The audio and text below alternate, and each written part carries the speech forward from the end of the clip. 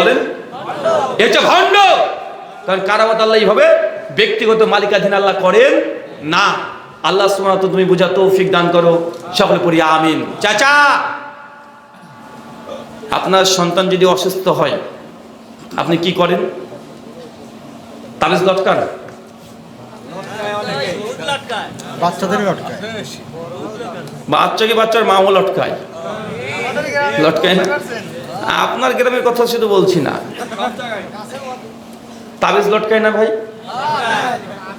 চাচা, তাবিজ না, ঝাড়ফুঁক। কি বলেন তো? ঝাড়ফুঁক করতে হবে।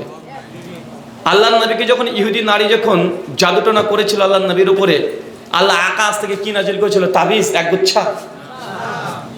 না সূরা নাস আর ফালাক নাজিল করেছিলেন? নাস আর ফালাক। কিন্তু আপনার হুজুর কেন তাবিজ দিচ্ছে বলেন তো? ব্যবসা, ব্যবসা, পুরোটাই ব্যবসা।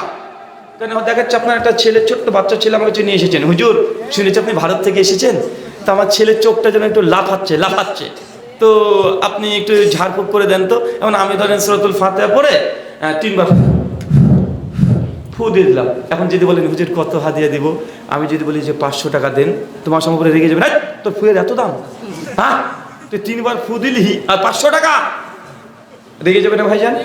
তো 2-3টা ফু দিয়ে 500, 1000, 2000 টাকা মাসে চাওয়া, এটা একটা মানে লজ্জাকর ব্যাপার, মানুষে দিতে চায় না।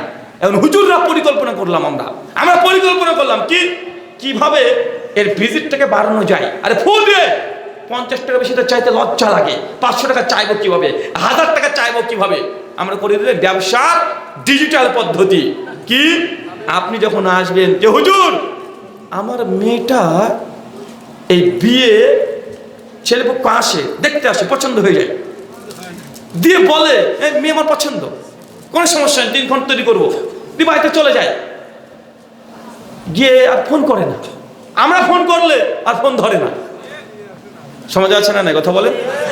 ওই যতজন আছে মেয়েকে আমার পছন্দ হয়ে যায়, 3-4 দিন পর তারা এই বিয়ে